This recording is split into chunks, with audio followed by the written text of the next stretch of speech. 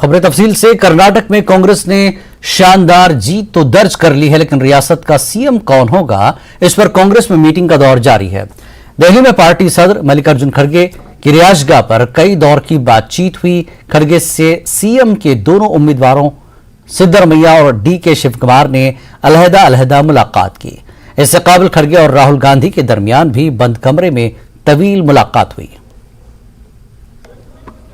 हमारे साथ कांग्रेस के वरिष्ठ नेता और प्रवक्ता भी हैं, राज्यसभा सांसद भी हैं, नासिर हुसैन साहब, उनसे बात करते हैं। सर, कल एक बड़ी बैठक भी हुई है कांग्रेस अध्यक्ष के आवास पे, उसके बाद भी ये फैसला नहीं हो पाया कि मुख्यमंत्री कौन होगा। आखिर देर क्यों हो रही है सर? देखिए, अभी देर हुई कहाँ।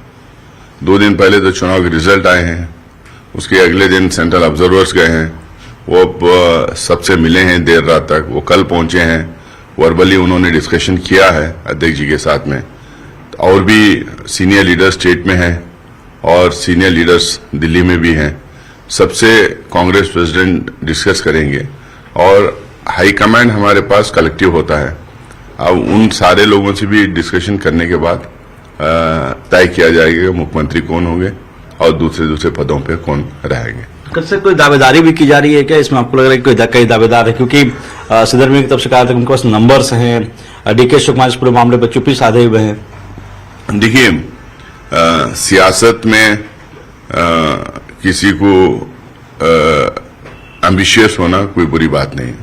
सियासत में lobbying, interest group, pressure group से लोग चलते ही हैं, हमेशा चलता है पार्लियामेंट्री डेमोक्रेसी में।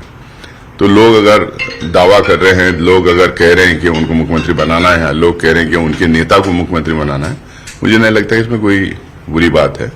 ये सब होता है, लेकिन अल्टीमेटली हाईकमांड डिसाइड करता है कि कौन मुख्यमंत्री बनेगा। सर, एक आखिरी सवाल है, कब तक ये मानेंगे, कब तक फैसला हो जाएगा कर्नाटक का अगला मुख्यमंत्री कौन होगा? और क्या आज भी कोई बैठक बुलाई गई है? क्योंकि डीके शिवकुमार दिल्ली आ रहे हैं। आज कोई बैठक तो नहीं है, लेकिन जाहिर सी बात है, इतना बड़ा स्टेट है, इतनी बड़ी जीत हुई है, इतने ज्यादा एमएलए जीत के आए हैं, तो सुनवाई तो होगी, कंसल्टेशन तो होंगे। और कई लोग जो कांग्रेस प्रेसिडेंट को मिलना चाह रहे हैं, स्टेट के सीनियर लीडर्स हैं, तो उनसे भी बात की जाएगी जो मिलना चाह रहे हैं। और जो हाईकमांड में और भी दूसरे जो लोग हैं, पूर्व अध्यक्ष लोग, उन लोगों से भी कंसल्टेशन बातचीत होगी। उसके बाद तय किया जाएगा कि क्या स्टेट के लिए सही है। तो सब ठीक चल रहा है मामला? कहीं कोई डिस्प्यूट या कोई डिस्प्यूट नहीं, कोई नाराजगी नहीं, कोई ग्रुपिज्म नहीं, कोई दावेदारी उस टाइप से नहीं है। अब जाहिर सी बात है, एमएलए अपने अपने चाहते हैं कि अपने लीडर को मुख्यमंत्री बनाए। कई एमएलए स्टेट के हित में भी चाहते हैं कि फलाना लीडर बनने से स्टेट का भला होगा करके। तो हमारी पार्टी में डेमोक्रेसी है, सबकी सुनी जाती है, एक आदमी का फरमान नहीं होता है। न्यूज से बातचीत के लिए शुक्रिया। वीडियो जर्नलिस्ट सोनू मंडल के साथ रवि सिसोदिया, न्यूज 18 दिल्ली। लोकसभा इलेक्शन से काबिल बीजेपी का मुकाबला करने के लिए अपोजिशन इत्तेहाद को लेकर कई लीडर सरगर्म हैं। अपोजिशन लीडरों की आपस में मुलाकात का सिलसिला भी जारी है। ऐसे में 15 मई को मगरबी बंगाल की वज़ीर आला ममता बनर्जी का एक बयान आया, जिसमें उन्होंने कांग्रेस की मशरूत हिमायत का ऐलान किया। इस पर मंगल को समाजवादी पार्टी सुप्रीमो अखिलेश यादव ने रद्दमल देते हुए कहा कि जहां भी कोई पार्टी मजबूत होगी, उन सभी जगहों पर उनकी क़यादत में चुनाव लड़ा जाएगा। आदरणीय नीतीश कुमार जी, आदरणीय ममता बनर्जी जी, केसीआर साहब और बहुत सारे दल इसी कोशिश में हैं कि कोई रास्ता निकले और जो दल जहां मजबूत है उस दल के नेतृत्व में चुनाव लड़ा जाएगा। सुप्रीम कोर्ट में जजों के लिए मुकर्रर करदा 34 ओहदों में से 2 ओहदे खाली हैं। कोलेजियम ने मंगल को आंध्र प्रदेश हाईकोर्ट के चीफ जस्टिस प्रशांत कुमार मिश्रा और सीनियर वकील केवी विश्वनाथन की तकरीरी के लिए मरकजी हुकूमत को सिफारिश भेजी है। अगर हुकूमत इन सिफारिशात को मान लेती है तो 2030 में Viswanathan chief justice of India बन सकते हैं।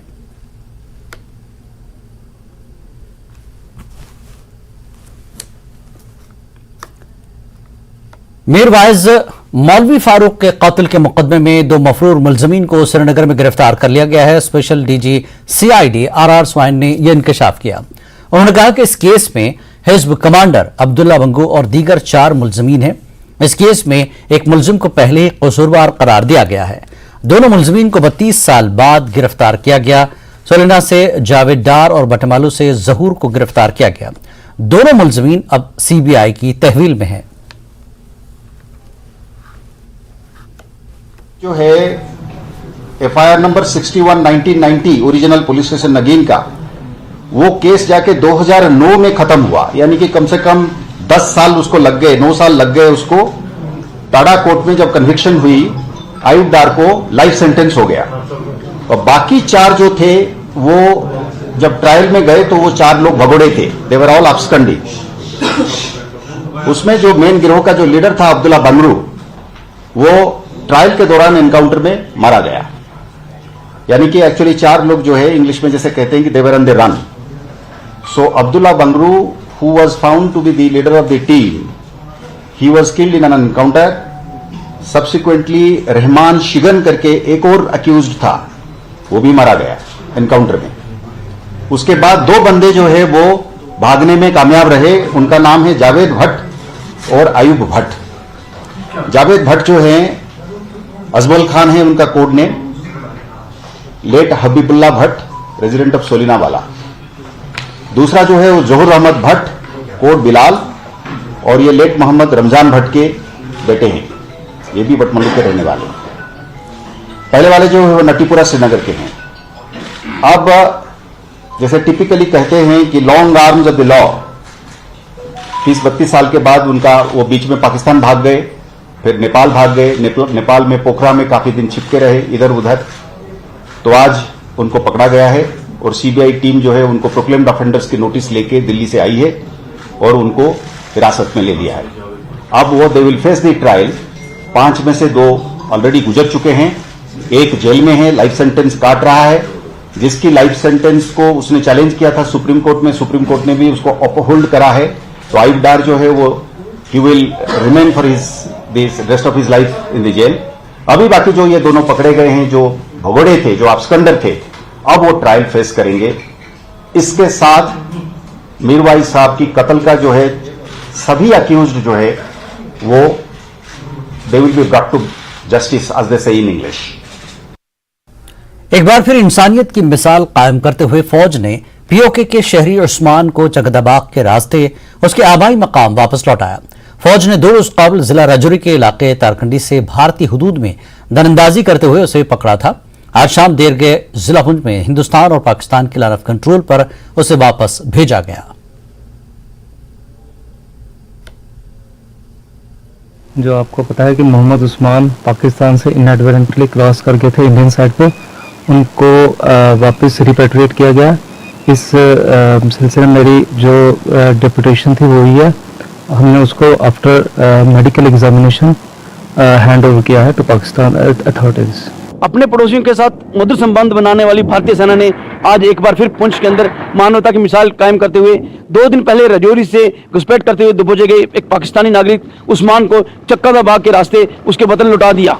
आपको बता दें कि पाकिस्तान की तरफ से घुसपैठ करते हुए उस्मान को भारतीय सेना ने तरकुंडी इलाके से पकड़ा था और उससे पूछताछ करने के बाद पुलिस के हवाले किया गया था, जहां से आज उसको पुंछ के चक्कादाबाग लाया गया, जहां भारतीय सेना और सिविल अथॉरिटी की तरफ से उसको उसके वतन भेजते हुए पाकिस्तानी सेना के हवाले किया गया है। और इससे पहले भी भारतीय सेना आए दिन इस तरह की जो है मानवता की मिसालें कायम करती है। अगर बात करें तो पिछले महीने की बात है कि पाकिस्तान की तरफ से दिगवार सेक्टर में घुसपैठ करके आए 2 बाप बेटों को भी भारतीय सेना ने इसी प्रकार उपहार देकर उसके वतन लौटाया था। लेकिन पाकिस्तान की बात करें तो पाकिस्तान की तरफ से हमेशा हिंदुस्तान के खिलाफ साजिशें रची जाती हैं और आतंकवाद फैलाया जाता है, लेकिन उसके बदले में भारतीय सेना मानवता की मिसाल कायम करते हुए पाकिस्तानी नागरिकों को उनके वतन लौटा रही है। Munish Sharma, news 18 network, Chakkadabagh, Poonch. श्रीनगर में G20 इजलास से पहले पाकिस्तान बदनीयती पर मबनी प्रोपेगेंडा कर रहा है। इंटेलिजेंस जराये ने न्यूज़ 18 को बताया कि पाकिस्तान G20 इजलास का बायकॉट करने पर उकसा रहा है। पाकिस्तान में G20 इजलास पर एहतजाजी मुजाहरे और सोशल मीडिया पर मुहिम चलाई जा रही है। मुखालिफ हिंद एहतजाजियों के 100 से ज्यादा प्रोफाइल्स और मोबाइल नंबर मिले हैं।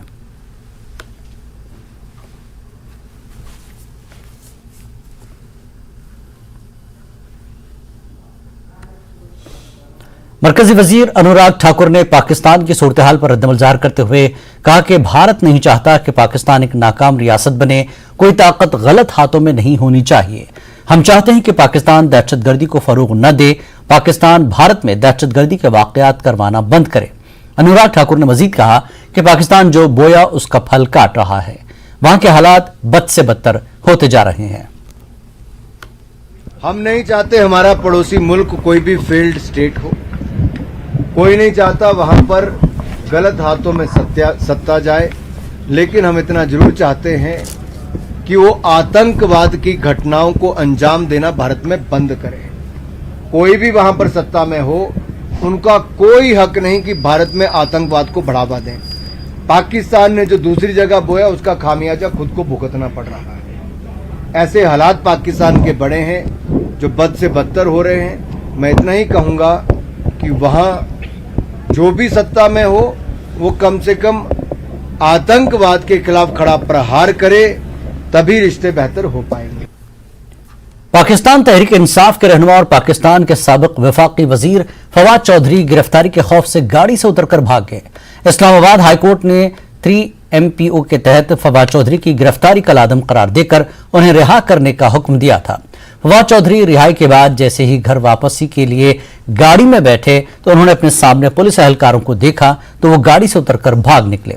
फवाद चौधरी गाड़ी से निकलकर तेजी से इस्लामाबाद हाईकोर्ट के अंदर भागे, जिस दौरान वो गिर गए और फिर उठने के बाद वो कमरे अदालत में पहुंच गए।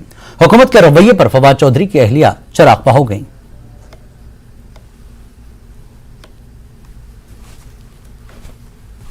करता है, ऑर्डर प्रोटेक्टिव बेल देता है और दहशतगर्दों की तरफ उसको उठाया जाता है। हद होती है वैसे। जीनत से साहब प्लीज आप इस मुल्क को देखें कि क्या चल रहा है। कोर्ट से बेल मिलती है मेरे हस्बैंड को और बाहर गाड़ी लगा के उठाना शुरू हो जाते हैं उनको। ये इंसाफ है इस मुल्क में? ये इस्लामाबाद पुलिस थी या पंजाब पुलिस थी? जो भी पुलिस थी, चाहे जहां कहीं भी है, जब एक हाई कोर्ट ने एक उसको ऑनरेबल बेल दे दी है तो आप किस हैसियत से दहशतगर्दों की तरह उसको उठा के लेके जा रहे हैं? आपने CIA में रखा उनको, हमने कुछ नहीं कहा, सब जेल बना के। ना आपको बच्चों का ख्याल है, ना आपको बच्चियों का ख्याल है। अफसोस है मुझे इस मुल्क के ऊपर। पाकिस्तान तहरीक इंसाफ के चेयरमैन इमरान खान ने मौजूदा शहबाज शरीफ हुकूमत को आड़े हाथों लेते हुए कहा कि ये लोगों को खौफ में मुब्तला करना चाहते हैं। इमरान खान ने पाकिस्तानी हुकूमत का तकाबुल चंगेज खान के जुल्म से किया। उन्होंने पाकिस्तान की आवाम से अपील की कि वह हकीकी आजादी के लिए सड़कों पर निकलने के लिए तैयार रहें। जब चंगेज खान एक शहर फतह करता था, कत्लेआम करता था और फिर थोड़े से लोगों को जिनको जिंदा छोड़ता था, उनको चारों तरफ कहता था कि बताओ दुनिया को कि मैं कितना जालिम और मैंने कितना जुल्म किया और मेरी कितनी दहशत है। उसके नतीजे से पहले से ही शहर हाथ खड़े कर देते थे लड़े बगैर। यहां भी आज वही हो रहा है। जुल्म की दास्तानें टीवी पे चलाई जा रही हैं, लोगों के घर तोड़े जा रहे हैं, उसकी वीडियोस बना के सोशल मीडिया और टीवी पे भी चल रही हैं। औरतों से कभी इस तरह का जुल्म नहीं हुआ और ऐसी उनसे बेहुरमती नहीं की गई जो आज हो रही है, लेकिन वो सबके सामने है। लोगों को सड़क पे खड़े हैं, उनको उतारते हैं, जेलों में डालते हैं। हर किस्म का खौफ फैलाया किस लिए जा रहा है कि अवाम को बताएं कि हमारे सामने कोई खड़ा होगा तो उससे इस तरह का जुल्म किया जाएगा ताकि अवाम गुलाम बन जाए। मेरे पाकिस्तानियों, ये है वक्त अपनी आज़ादी लेने का। हकीकी आज़ादी के लिए हम सबको कुर्बानियां देनी पड़ेंगी। थोड़ी सी पुलिस है, 1000 है, 70,000 है, 80,000 है, कितनी है? 22 करोड़ 23 करोड़ अवाम है। जब अवाम ये फैसला कर ले कि हम ये जुल्म नहीं बर्दाश्त करेंगे, जब वो फैसला कर ले कि हमारा आइन हम इनको नहीं तोड़ने देंगे, ये जो सुप्रीम कोर्ट के ऊपर हमला किया गया आज, हम ये बर्दाश्त नहीं करेंगे। हमें इलेक्शन चाहिए, हमें अपने मुंतखब किए हुए नुमाइंदे चाहिए। हम किन्हीं चोरों के नीचे गुलामी नहीं करेंगे। जिस वक्त अवाम ने फैसला कर लिया, हम आजाद हो जाएंगे। आपने ये खौफ के बुत को तोड़ना है और जब भी अगली कॉल आए, आपने पुरअमन तरीके से, कोई तोड़फोड़ नहीं, पुरअमन तरीके से अपने हकूक, अपनी आजादी के लिए सड़कों पर निकला है। वक्त एक ब्रेक का, ब्रेक के बाद फिर लौटेंगे।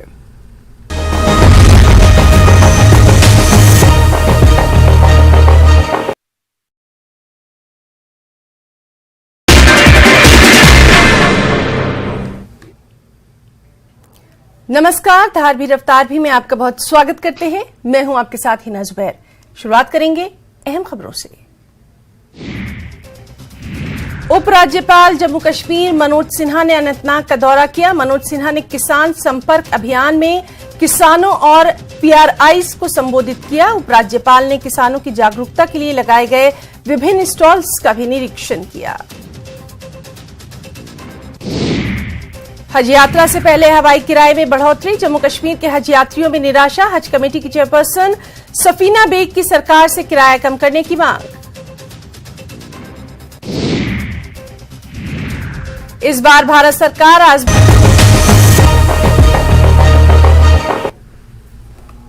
यूक्रेन की दारकूमत कीव पर रूस ने एक बार फिर शदीद बमबारी की, जिससे शहर धमाकों की आवाज से गूंज उठा। बरतानवी मीडिया के मुताबिक यूक्रेन की दारकूमत कीव के मुख्तलिफ इलाकों को रूसी फजाइया ने हदफ का निशाना बनाया, जिससे शहर में शदीद धमाकों की आवाजें सुनी गईं। यूक्रेनी हुक्काम का कहना है कि रूस की जानिब से 18 मिसाइल दागे गए, जिन्हें एयर डिफेंस ने कामयाबी से तबाह किया, जिसकी वीडियोज भी मौजूद हैं, जबकि कुछ मिसाइलों का मलबा वस्ती इलाके में एक चिड़ियाघर पर गिरा है। हुक्काम का कहना है कि रूसी जारहियत ने ड्रोन्स और मिसाइल का इस्तेमाल किया गया, जिनमें कम से कम 3 अफराद जख्मी हुए। यूक्रेन हुकूमत की जानिब से शहरियों को मिसाइल हमलों से खबरदार करते हुए उन्हें शीशों और खिड़कियों से दूर रहने की हिदायत की गई है।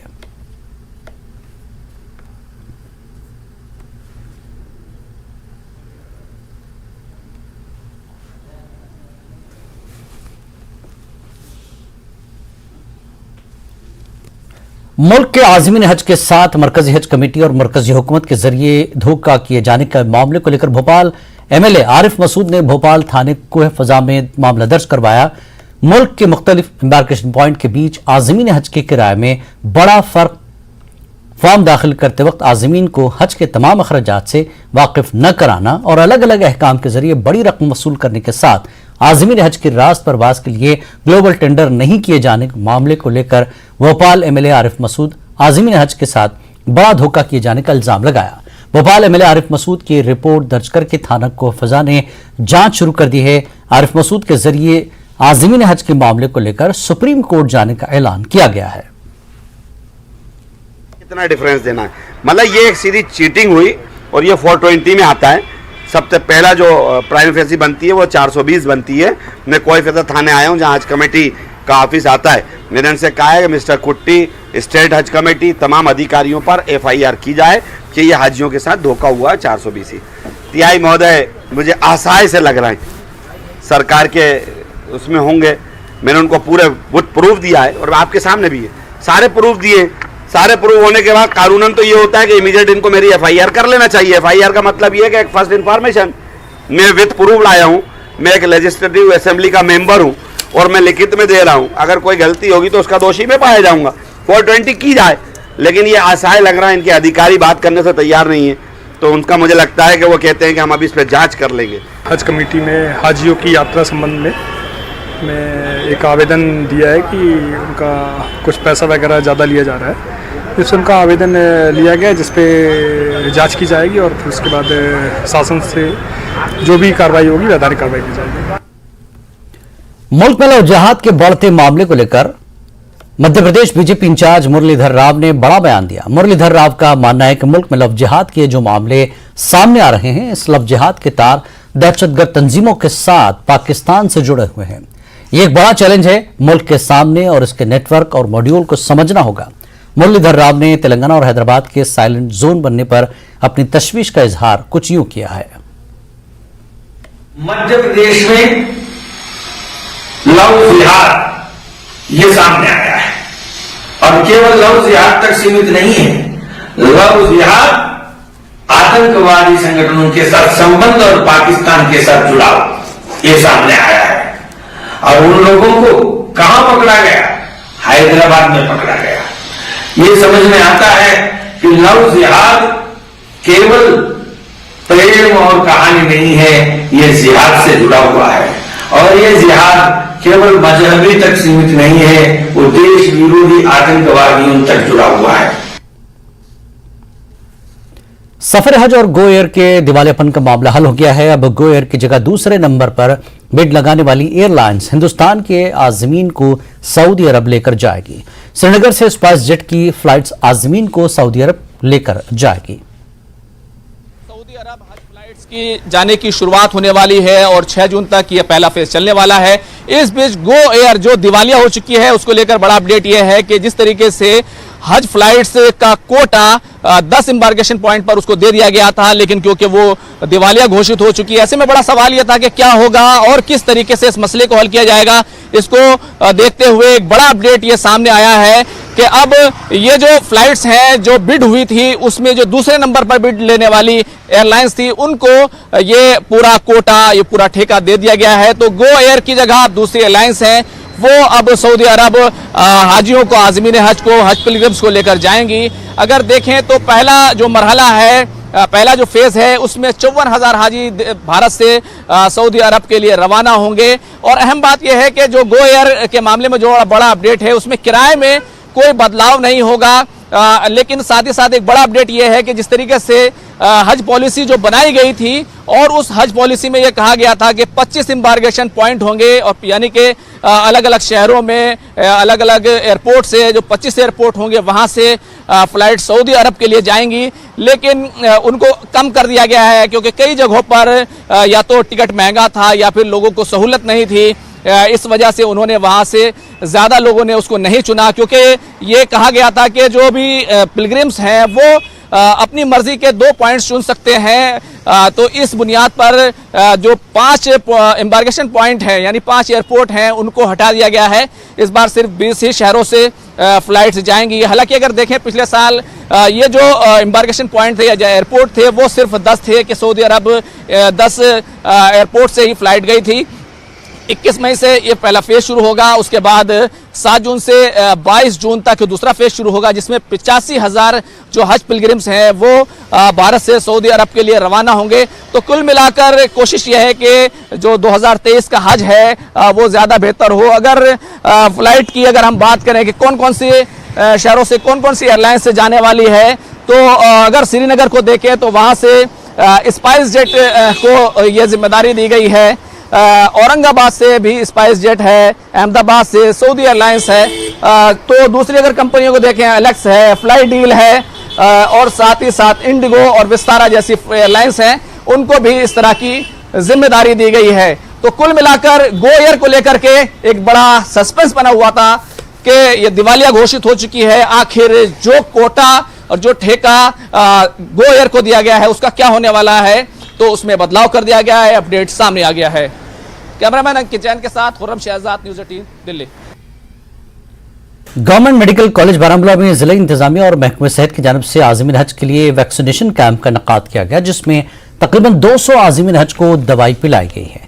इस मौके पर डिप्टी कमिश्नर बारामूला, SSP बारामूला, प्रिंसिपल GMC बारामूला के अलावा इंतजामिया और महकमे सेहत के दीगर अफसरान मौजूद थे।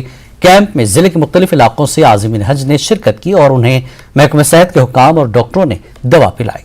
मीडिया से गुफ्तगू करते हुए आज़मीन हज का कहना था कि इंतजामिया के इंतजामात तसल्ली बख्श हैं और इस मौके पर SSP बारामूला अमूद अशोक नागपुरे ने आज़मीन को मुंतखब होने पर मुबारकबाद दी। DC बारामूला डॉक्टर सहरिश असगर ने आज़मीन हज को उनके सफर को आसान बनाने के लिए जिला इंतजामिया की तरफ से हर मुमकिन मदद का यकीन दिलाया। वाज़ेह के इस साल बारामूला जिले से तकरीबन 1300 आज़मीन हज अदा करने वाले हैं।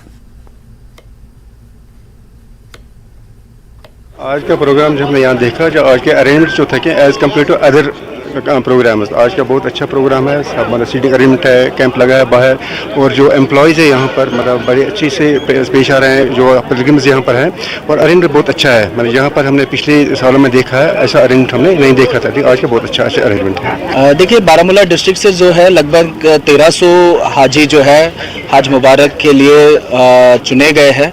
उन सब हाजियों को मैं ज़िला पुलिस बारामूला की तरफ से तहे दिल से मुबारकबाद पेश करता हूं।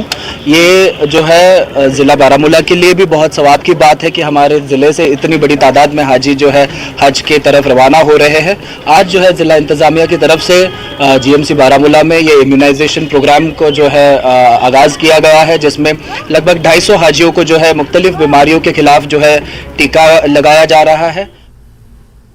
इस बुलेटिन में फिलहाल इतना ही। नमस्कार। है।